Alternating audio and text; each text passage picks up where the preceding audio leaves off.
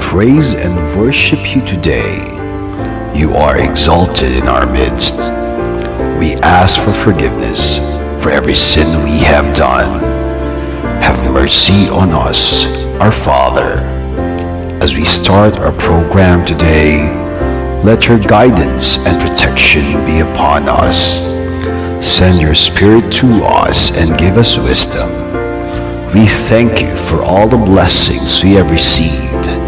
We also thank you for the lives of the people in this place. Be glorified in everything we do. In your name we pray. Amen.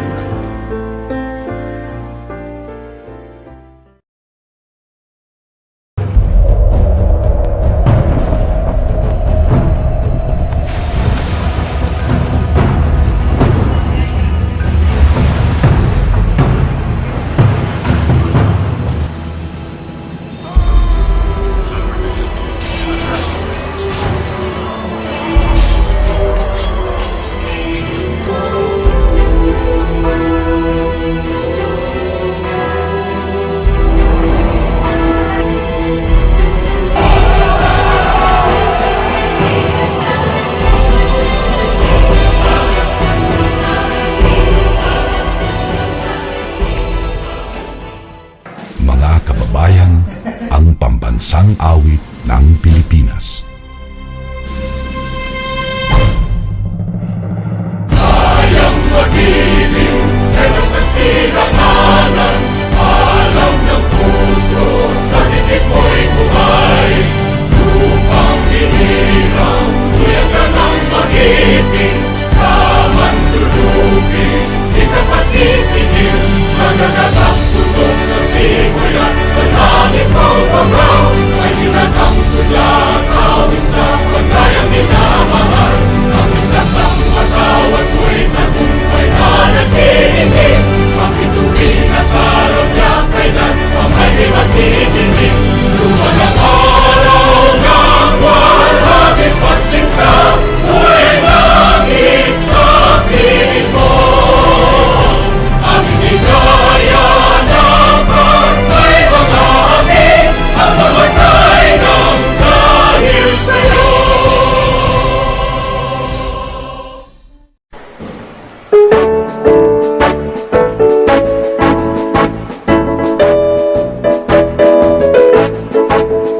Dito sa Timog Katagalugan, sumimulang bagong pangalan.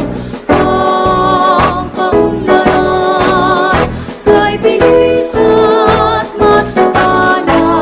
Lahat kami may pagkakaisa, sa mitiinay sama-sama. Mabuhay ang kalabarson, kalabarson sa habang panahon. Lalawig ang Rizal, Cavite, Luna, Batangas, Quezon, at mga lungsod pa. Antipolo, San Pablo, Cavite, Luzon, Batangas, Calamba, Santa Rosa, Dasmariñas, Tayabas, Imus, Bacoor, Piña, Cahuya, Pinagrias, Palawan at Lipa. Hey, hey! Ang kawani ay tangi-tangi, ang lingkod ay laging-tangi. Ayan naman sa Diyos ang aming lahi, tamadahan ay paunlarin, ito ang unang layunin. Mabuhay ang kalabarson, kalabarson sa habang panahon. Lalawig ang Rizal, Cavite, Luna, Batangas, Quezon, at mga lungsod pa. Antipolo, San Pablo, Cavite, Luzon, Batangas, Calamba, Santa Rosa, Dasmariñas, Tayabas, Imus, Bacoor, Piña, Cahuya, Pinagrias, Palawan at Lipa. Hey, hey! Dito sa Timog Katagalugan, sumimulang bagong pangalan.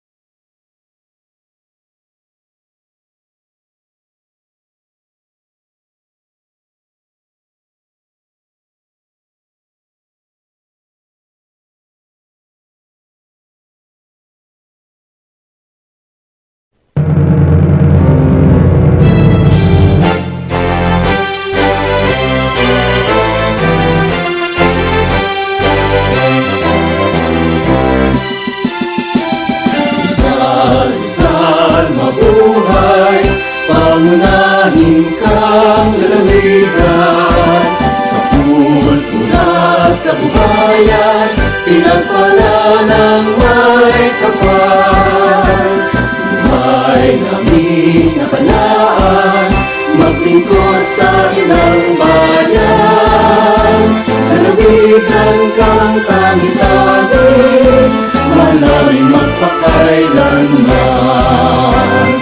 Ang mga Rizaleño'y masisikat, puso't tiwag sa Diyos, bayan at sa kapwa. Mapalad kami na taga-Rizal, sa pamumuno ng mga taong may dangal.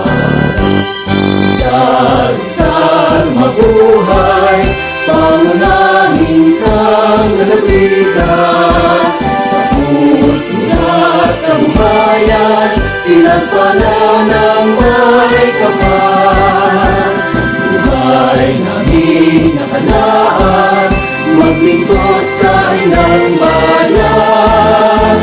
Lalawigan kang tangi-tangi, malaming magpakailanman. Lalawigan kang tangi-tangi, malaming magpakailanman.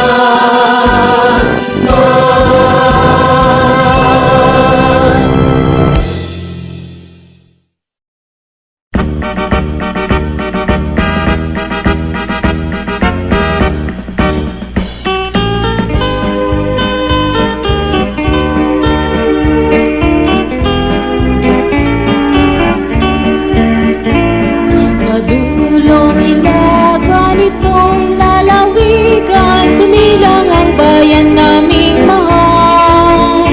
Natatanging ganda'y nasa kalikasan, sa pati silog, bundok at parang. Rodriguez, mahal naming Rodriguez, kami nagpupugay. Sa kasaysayan mo na lubhang makulay, sa mga magiting na nag-alay ng buhay. Bayang mahal ng Diyos, mabuhay ka, mabuhay. At lahat ng taong sa'yo'y nagmamahal. Tapat na pagtulong ay iyong maaasahan, tungo sa pagunlad at payapang buhay. Sa dulong hilaga nitong lalawigan, sumilang ang bayan naming mahal. Natatanging ganda'y nasa kalikasan, sa bati, silog, bundok at paray. Rodriguez, mahal naming Rodriguez, kami nagpupugay. Sa kasaysayan mo na lubhang makulay, sa mga magiting na nag-alay ng buhay. Rodriguez, mabuhay ka. Rodriguez, mabuhay ka.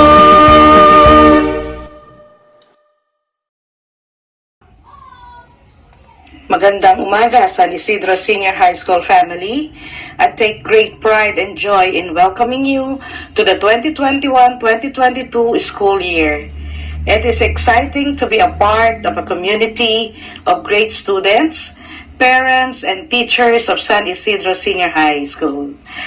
Sa pangalawang taon ng pandemic, ang kaligtasan ng bawat isa ay pinaka-priority ng ating paaralan, kasabay ng pagpapatuloy ng ating pag-aaral. Kaya ang ating mga guro ay patuloy na gagawa ng paraan upang matulungan kayo sa abot ng kanilang makakaya, na maibigay ang mga kaalaman na magagamit ninyo sa buhay. We will continue to work diligently through collaboration to discuss teaching strategies to meet your needs. Because we are committed to high academic expectation, mutual respect, and social responsibility. Sa aming mga magulang at community partners in education of our students, we encourage you to volunteer at our school. I believe that in order to be successful, we need to be partner with you, the families of our students. Throughout the year, I will continue to meet and talk with many of you, as well as to learn about your children and family. Sabi nga, together we can, basta't sama-sama. We appreciate your continued support. We invite you to visit San Isidro Senior High School to be a part of our programs and activities and to become part of our community of learners. Thank you for sharing your children with us. They are the reasons that we are here. We are honored to be entrusted with this critical component of their lives. Thank you for sharing your children with us. Again, welcome back to school and enjoy learning.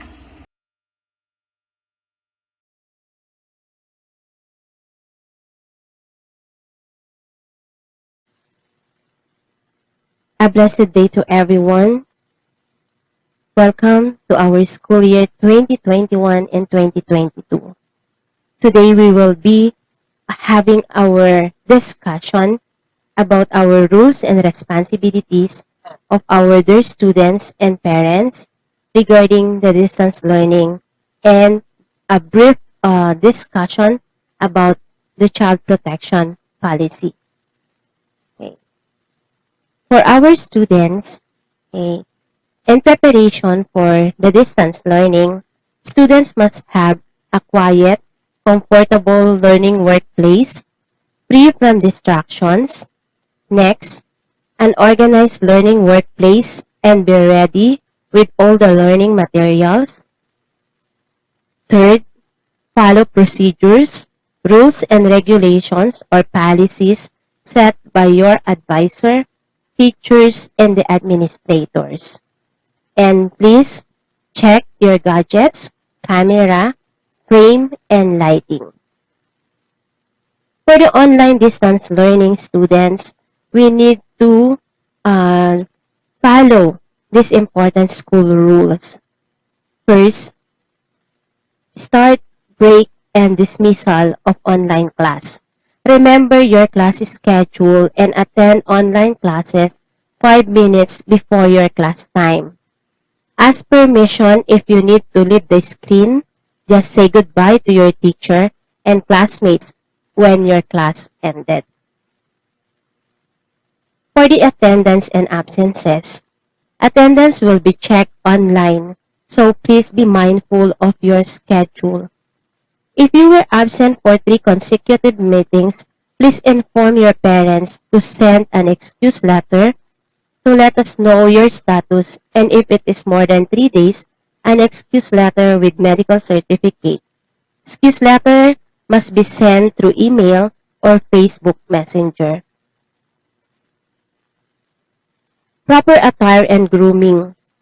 Dress appropriately during your online learning session, preferably t-shirt for gentlemen and blouses or t-shirt for ladies.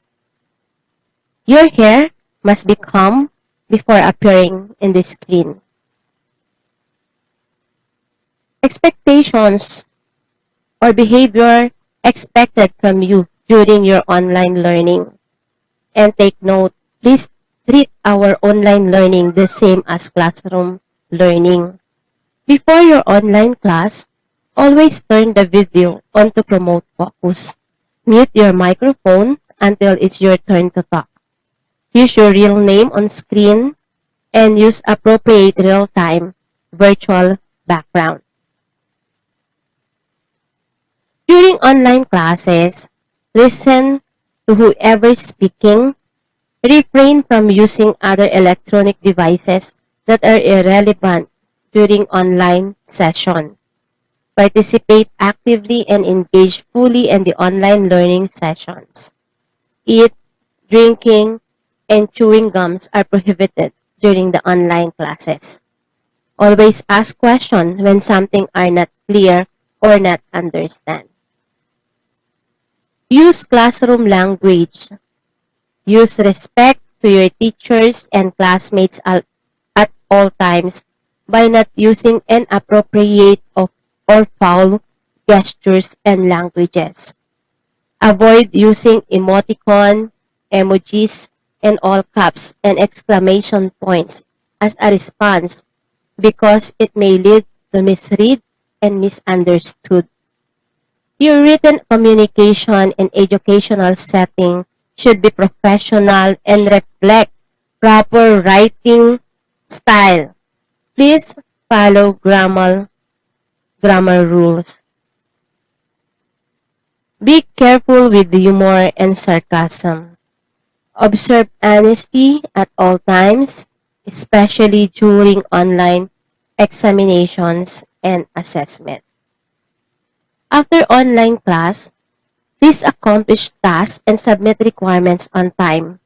Cite properly your resources and all academic work. Do not copy or plagiarize others' work.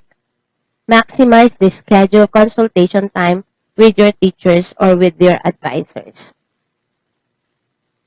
And after online class, participate in information activities such as virtual assembly, online homeroom period, online guidance activities, and other online activities. Don't post or share inappropriate materials. Only communicate through official school online platform. And I just want to share you this from the National Privacy Commission, a bulletin number 16, the privacy of do's and don'ts for online learning and public of K-12 classes. For our students, okay, these are the do's. Create a strong password when signing up on e-learning platform. Password should be at least 12 characters containing the upper and lower case letters, numbers, and if possible, symbols. Staying alert during online classes, especially when sharing videos, photos, and files.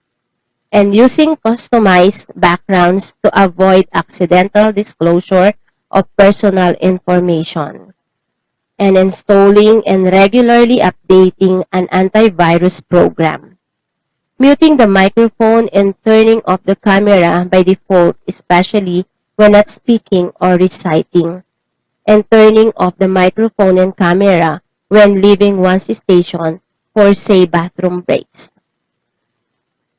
And for the no-no, okay, so those are the don'ts that you have to do during your online session. Connecting phones, laptops, and other gadgets to free or public Wi-Fi networks. In unavoidable circumstances, ensure that the public network has a password and is not accessible to everyone. Sharing submissions for an unlimited time. When the content no longer needs to be shared, delete it. Okay, sending assignments, projects, and other requirements to teachers via social media, taking screenshots of the video fed of teachers and classmates, spamming the chat, giving out online links and their passwords to people who should not be in the class. For modular distance learning, please try to set your goals. You must have self-motivation, self-starting, and ownership of your work. You need to manage your time wisely and follow the class program set by the school or the WHLP that you have. Learn to collaborate with your teachers if you have difficulty with your lesson. Communicate well in writing. Your written communication in educational settings should be professional and reflect proper writing style. Please follow grammar rules and follow the community norms agreed upon with your advisors and with your teachers. For the parents, okay, we really need your guidance and support during this distance learning and during this pandemic. So in preparation, okay, establish a conducive learning nook for your child. Okay, provide the technology required. Help your child establish and maintain a regular self-study time. Establish daily routines to create a structure online or offline learning environment.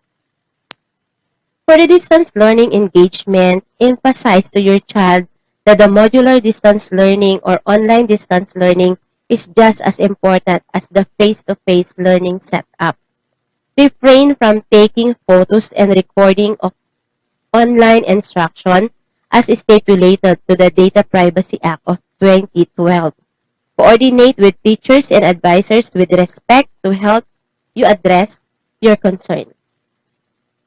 Monitor your child's progress weekly using the learning progress reported provided by the school, getting and returning of learning materials. Check your emails, Facebook group chat, and text for school updates. Make an appointment if you want to have a face-to-face communication with the administrators, advisors, and teachers. And please take note, please coordinate or please make an appointment during office hours only. And attend virtual meeting and assembly regularly. And I also wanted to share from the National Privacy Commission, the Bulletin Number 16, the Privacy Do's and Don'ts Online Learning and Public K-12 Classes for Parents or Legal Guardian. For the Do's, helping the child or ward check and customize privacy setting of the device or application for online learning. Teaching them basic online security like enabling two-factor authentication and avoiding sharing homework passwords and other personal informations even with friends. Taking a moment to peruse the school's privacy policy and ensure that your consent is obtained for the recording of classes. Consider being present during this session, especially if the student is minor. And I also wanted to share the legal basis when it comes to the Regional Child Protection Policy and Anti-Bullying. The RCCPA is a manual of the DepEd Region 4A in Calabarzon for public schools as our child protection policy. And take note, this is for the students and our learners, no? So, students, learners must do, and letter B is the student's learner must not do. So first, the learners should respect each other's right relating to physical appearance, social status, and personal deficiencies. Please do not discriminate against or unfairly treat others by reasons of physical appearance, social status, age, and personal deficiencies. Next, we need to observe proper attire and wear school ID in accordance with the school rules and regulations as instructed by your teachers or your advisors during your classes. Okay? You must not wear inappropriate school attire during school hours of activities. So, this is, it depends on your advisor or your teacher with regards to the proper attire, especially those who are in the ODL. Okay, students must observe appropriate language in interacting with others. Let's say the school administrators, the teachers, the advisors, and the school personnel. So please use appropriate language. And you must not curse or use offensive language, including name calling, verbally or in writing. Using any mode of communication, such as but not limited to text or private messaging, social media, and others. Observe appropriate conduct. And don't engage in quarreling, spanking, kicking, punching, hitting, or other violent behavior. And don't involve themselves in gambling, stealing, joining gangs, fraternities, and sororities, and other forms of misconduct. Please don't cut or skip classes, okay, and loiter in the computer shops, billiards, halls, malls, and other amusement center during school hour. This is appropriate during the face-to-face classes. No? Next is don't bring or carry nor use marijuana or illegal drugs within and outside the school premises. And don't carry deadly instrument that may be used as a weapon to attack or harm others. Don't smoke cigarette, cigarette, e-cigarette, and other tobacco products. And don't bring alcohol beverages.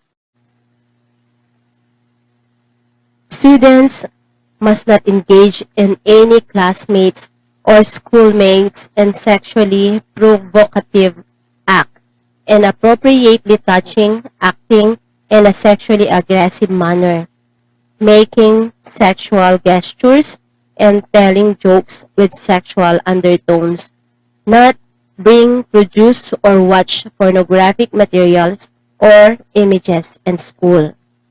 Students must observe school rules on proper use of mobile phones and other electronic gadgets.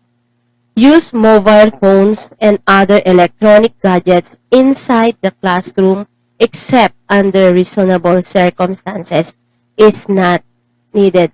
Actually, this is during the face-to-face classes. Since now, we are into digital or via online. So, for number 6, students observe proper care and use and handling personal belongings of others, and students must not destroy or damage personal belongings of others, including but not limited to books, journals, bags, clothing, and gadgets.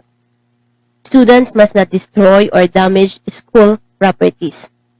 And take note, students should seek assistance of any school personnel if they feel unsafe, threatened, offended, or abused.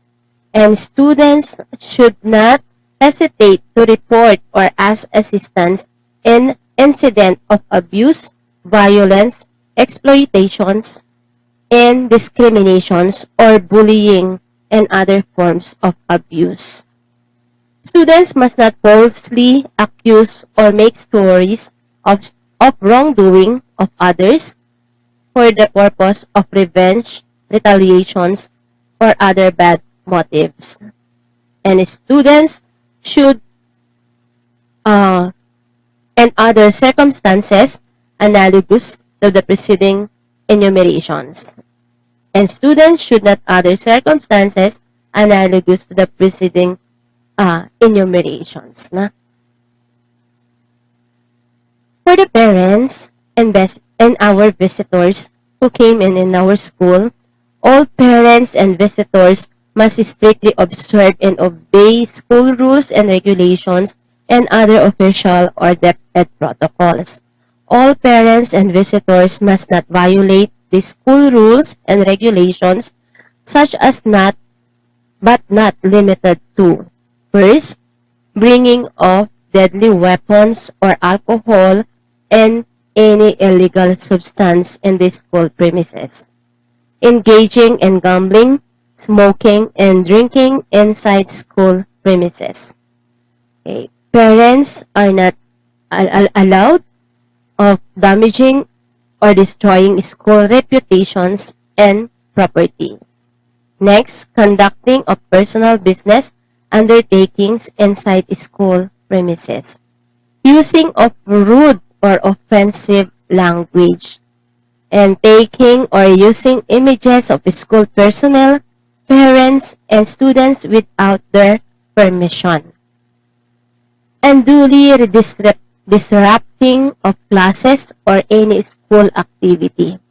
Assaulting or threatening any school personnel, other parents, and students, and other circumstances analogous to the preceding enumerations. Okay.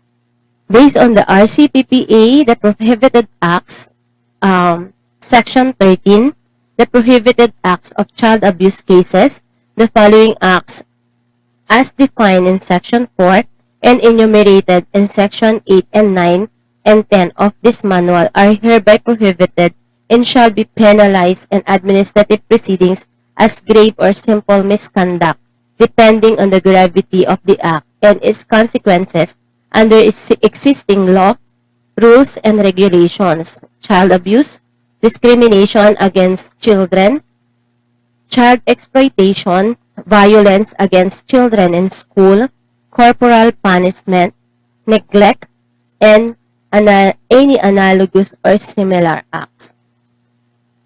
In Section 14 of this manual, prohibited acts for bullying, consistent with Section 4 of this manual, the anti-bullying policy shall prohibit the bullying at the following: school ground, property immediate adjacent to school ground, school-sponsored school-related activities, functions, or programs, whether on or off school grounds, school bus stops, school buses or other vehicles owned, leased, or used by the school, and school buses or school services privately owned but accredited by the school.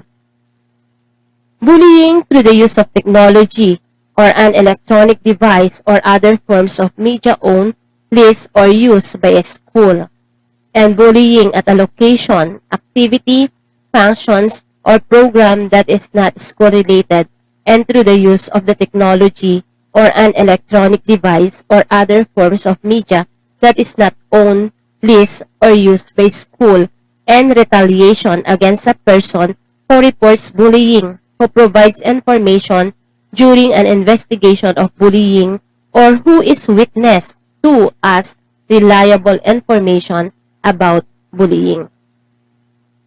And based on the regional memorandum, okay, these are the offenses and considered as light offenses. First is uttering profanities or swear words inside the classroom or during online classes. Okay.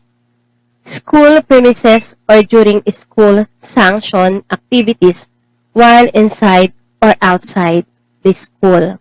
Disruptive behavior in class or within the school premises or during school sanctioned activities, whether inside or outside the school. Grabbing others' belonging like toys, things, food, or etc. inside the classroom, school premises, or during school sanctioned activities, whether inside or outside the school. Simple vandalism inside the classroom or school premises, equivalent amount does not exceed to 500 pesos. Vandalism is marking or damaging school property. Inflicting slight physical injuries to another learners inside the classroom, school premises, or during school sanctioned activities, whether inside or outside the school. Punching, pinching another learner, which does not involve serious physical injuries inside the classroom, school physical injuries inside the classroom, school premises, or during school sanctioned activities, whether inside or outside of the school. Fighting in class, school premises, or during school sanctioned activities which does not involve serious physical injury.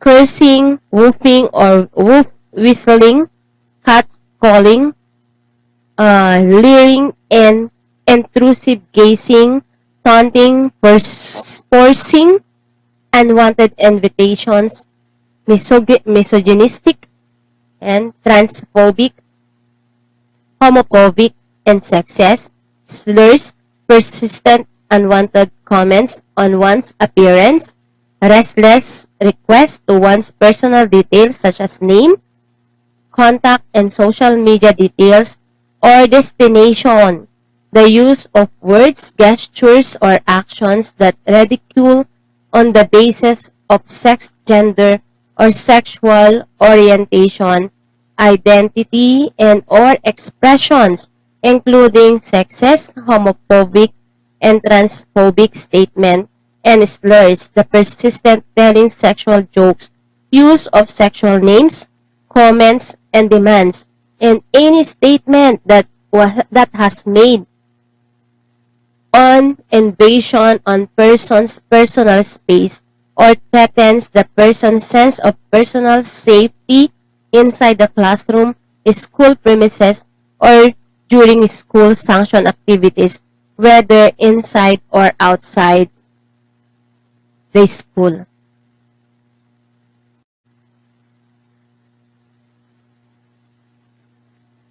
Okay, so let's proceed to less serious or less grave offenses. Simple stalking inside the classroom, school premises, or during school sanctioned activities, whether inside or outside the school. Next, simple vandalism in class or inside the school premises, equivalent to the amount does not exceed to 1,000. Assaulting or inflicting less serious physical injuries to another learner or teacher or school personnel inside the classroom, school premises, or during school sanctioned activities, whether inside or outside the school. Less serious physical injuries are those that requires medical intervention for more than 10 days but not less than 15 days. Theft or stealing others' belongings inside the classroom, school premises, or during school sanctioned activities, whether inside or outside the school. Cheating or dishonesty during the class assessment or exams. Allowing another students to copy one's answer in exams or assign homework or similar assessment, whether for personal reasons, profit, or gain. Yung tinatawag natin na sagot for sale. Intimidating or threatening a teacher or learner, pupils, students inside the classroom, school premises, or during school sanctioned activities, whether inside or outside the school.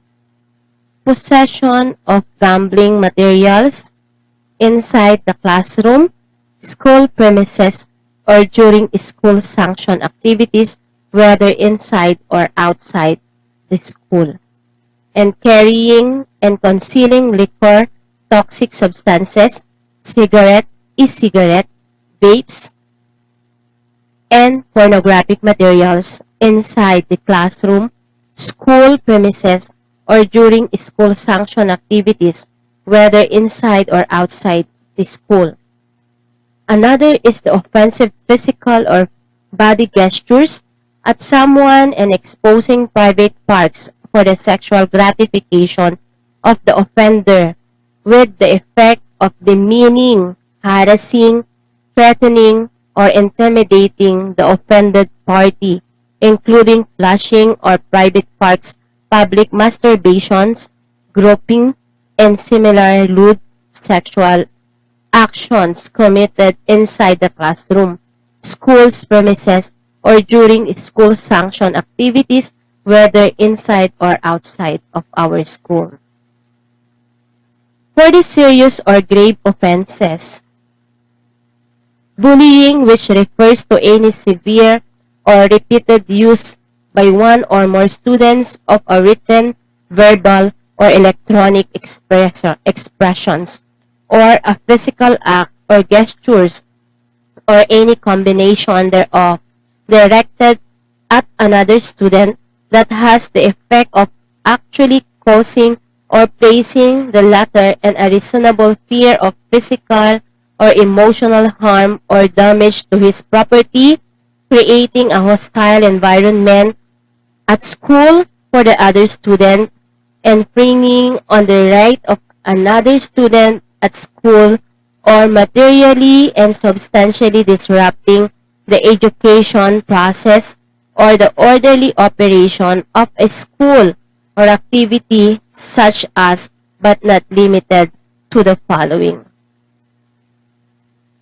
First, any unwanted physical contact between the bully and the victim, like punching, pushing, shoving, kicking, slapping, kicking head clocks, inflicting school pranks, teasing, fighting, and the use of available objects as weapons inside the classroom, school premises, or during school sanctioned activities, whether inside or outside the school.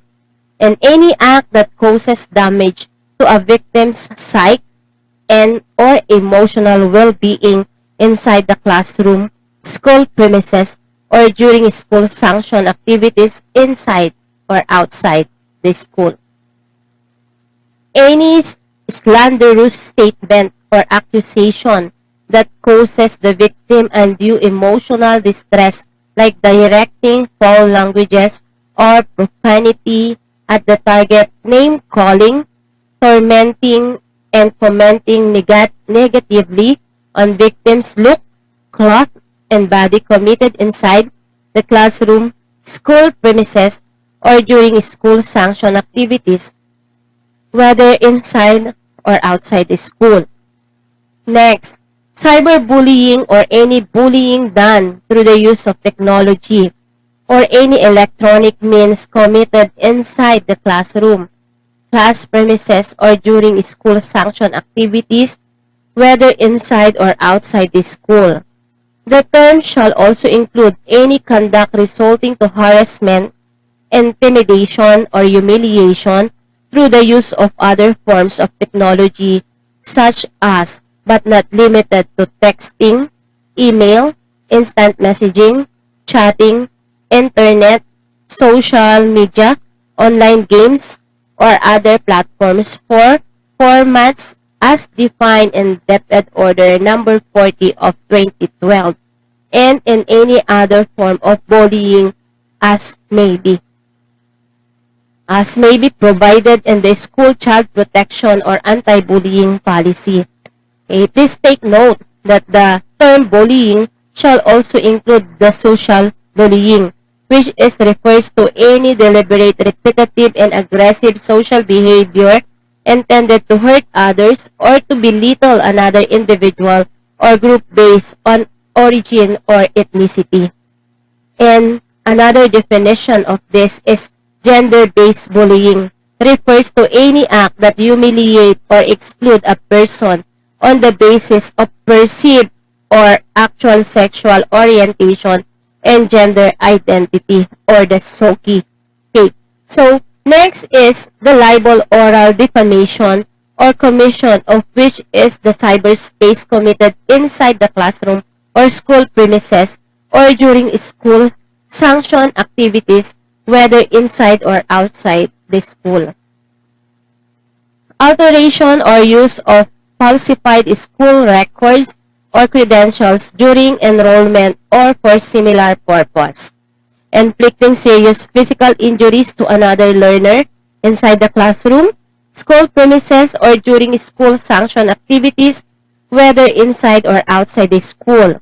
Serious physical injuries are those that require medical intervention for more than 15 days. Use, possession, or sale of prohibited drug or substance inside the school premises or during school sanctioned activities, whether inside or outside school. Smoking, cigarette, e-cigarette, vapes, marijuana inside the school premises or during school sanctioned activities, whether inside or outside the school. Serious vandalism inside the classroom or school premises equivalent to the amount not exceed to 1,000. Gambling inside the school premises or during school sanctioned activities, whether inside or outside of the school. School sanctioned activities, whether inside or outside of the school. Seriously threatening students or faculty members of or school personnel inside the classroom, school premises, or during school sanctioned activities, whether inside or outside the school. Seriously assaulting or inflicting serious physical injuries to a teacher or school personnel inside the classroom, school premises, or during school sanctioned activities, whether inside or outside the school. Drinking liquor inside the school or during school sanctioned activities, whether inside or outside of the school, or coming to the school intoxicated. Another one is the act of lasciviousness, sexual exploitation, sexual assaults, or rape committed inside the classroom, school premises, or during school sanctioned activities, whether inside or outside the school. carrying and concealing deadly weapons inside the school premises or during the school sanctioned activities, whether inside or outside the school. Homicide or murder committed by the learner, the pupil, the student, and the school or during school sanctioned activities, whether inside or outside the school. Hazing in any forms inside or outside the school premises. Qualified stalking accompanied by touching, pinching, or brushing against the body of the offended person or any touching, pinching, or brushing against the genitalia, face, arms, anus, grain, breast, inner thigh, face, buttocks, or any part of the victim, the body committed inside the classroom, the school premises, or during the school sanctions or activities, whether inside or outside the school.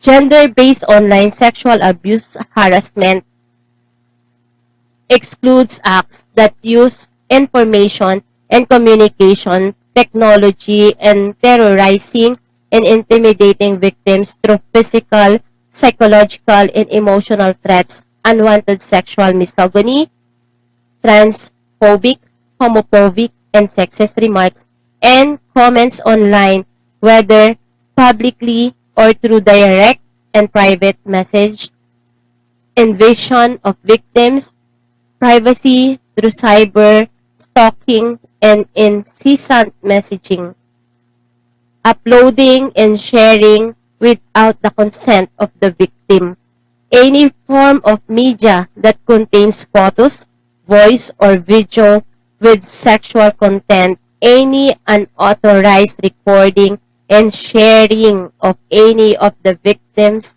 photos, videos, or any information online, impersonating identities of victims online, or posting lies about the victim to harm the reputation or filing false abuse report to online platform, to silence the victims committed inside the classroom, school premises, or during school sanctioned activities, whether inside or outside of the school.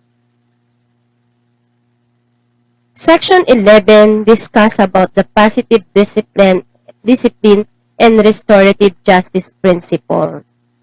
The school head or the principal shall be guided by the following in determining the appropriate non-punitive sanctions to be imposed upon the learners, the pupils, the students, taking into the account of his or her tender age, medical and health conditions. So the positive discipline and restorative justice principle. So for the light offense, we have the three category: the first offense, second offense, third offense, or offender. Okay. For the light offense, for the first offense, refer to the classroom advisor for positive discipline. For the second offense, written reprimand addressed to the parents or guardian with further intervention. And for the third offense, suspension from class for 1 to 3 days or home study program to continue education with further intervention. For the less serious offense, this is for age 12 years to 18 years old, grade 7 to grade 12. First offense refer to the classroom advisor for positive discipline. For the second offense, suspension from class for 4 to 5 days, home study programs to continue education with further intervention. And for the third offense or offender is community service inside the school for 5 hours with further intervention. And for the serious offense, first offense refer to the classroom advisor for positive discipline. Second offense, community service inside the school for 11 to 15 hours with further intervention. And the third offense, community service inside the school for 15 to 20 hours with further intervention. So thank you very much. That's all. And I hope you learn and I hope you will follow our rules and regulations and do your part for us to have a better and productive school year of 2021 and 2022. So thank you and God bless everyone.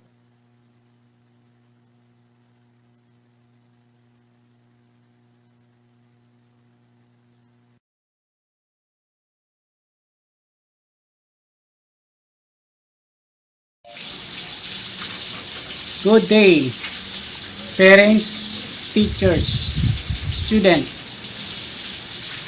our school head, and other stakeholders. Welcome po sa ating lahat. Sa nakalipas po na isang taon, ang senior high school community had faced the challenges of pandemic.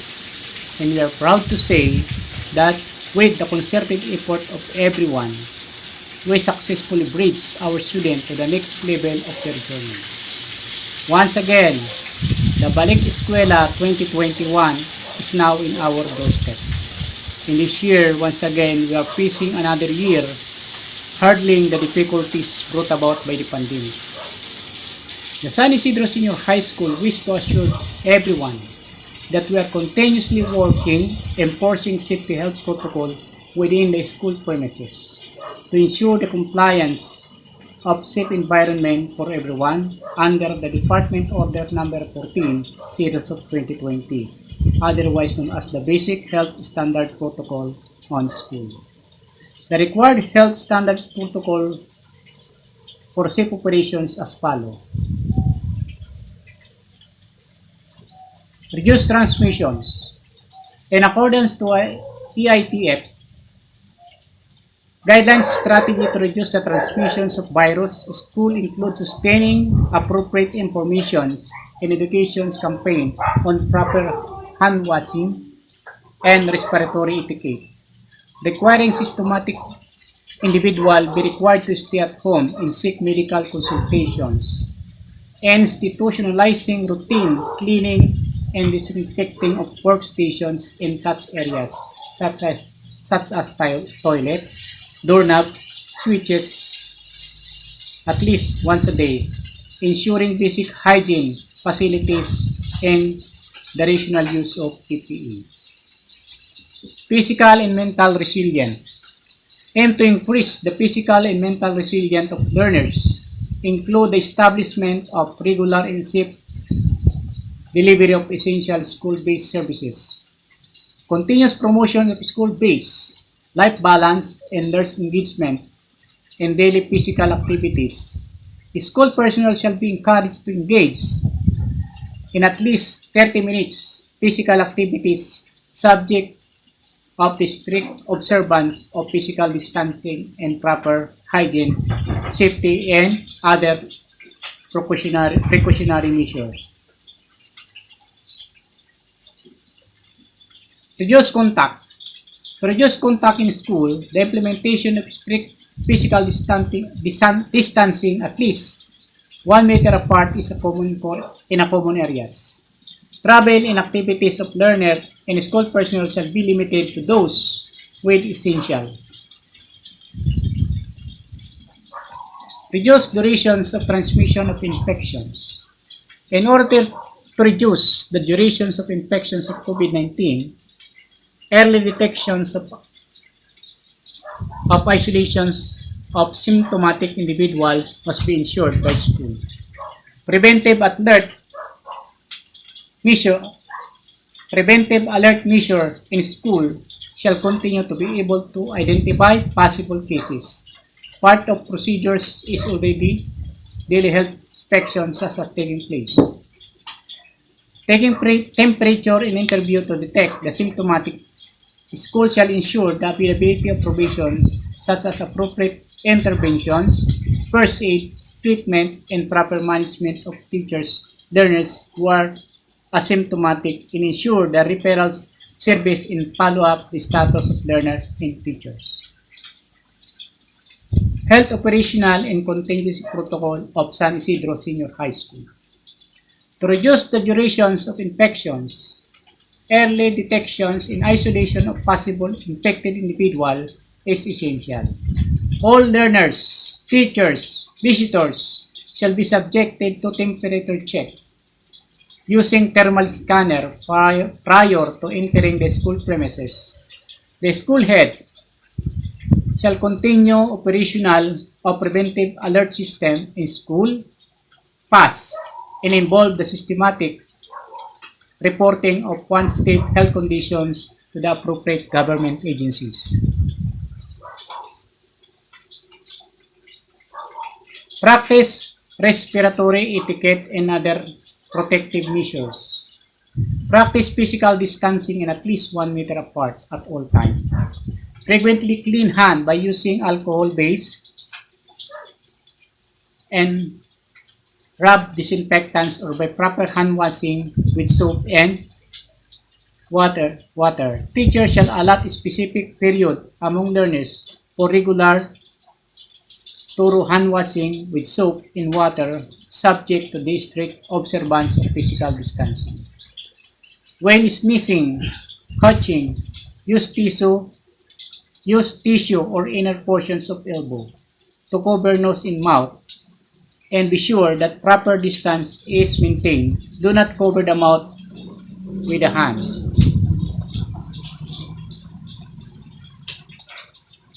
Communication plan. Our school head shall maintain clear communications, consultation, and coordinations with learners.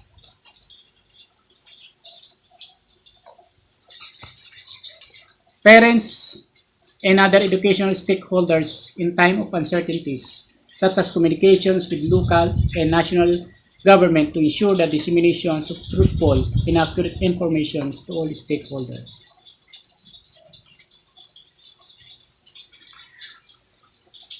Once again, the San Isidro Senior High School wish to assure everyone that the teachers and other stakeholders will continue working to assure the safety of everyone within the San Isidro community. Maraming salamat po.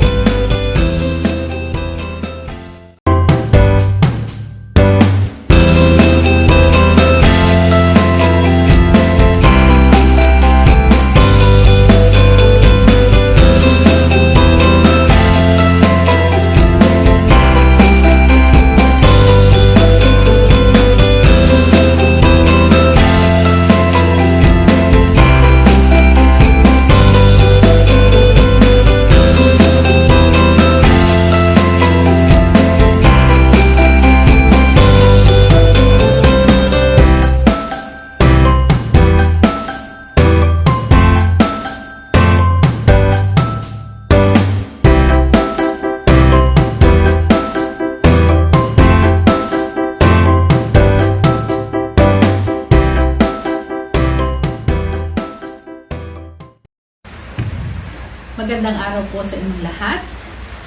At ngayon pa lamang po ay binabati ko na ang mga Isidorians na patuloy na ginagawang prioridad ang pag-aaral sa kabila ng pandemya na kinakaharap natin ngayon. Congratulations! Pinapaalala ko din po sa mga magulang at mag-aaral na hindi pa nagpapasa ng kanilang credentials tulad ng report card, good moral certificate, at birth certificate, ay maaari nyo po itong ipasa o ibigay sa kanilang class advisor o maging dito sa office ng registrar bago matapos ang buwan ng Nobyembre taong kasalukuyan. At kung sakaling hindi mabigay o mapasa ang kanilang credential, ang mga mag-aaral po ay mananatiling naka-temporary enrolled. Sa mga magulang at mag-aaral, inaasahan ko po ang inyong kooperasyon at partisipasyon. Nais ko din pong ipabatid na ngayong school year 2021-2022 ay malaki po ang itinaas ng datos ng enrollees kung ikukumpara sa mga nakalipas na taon.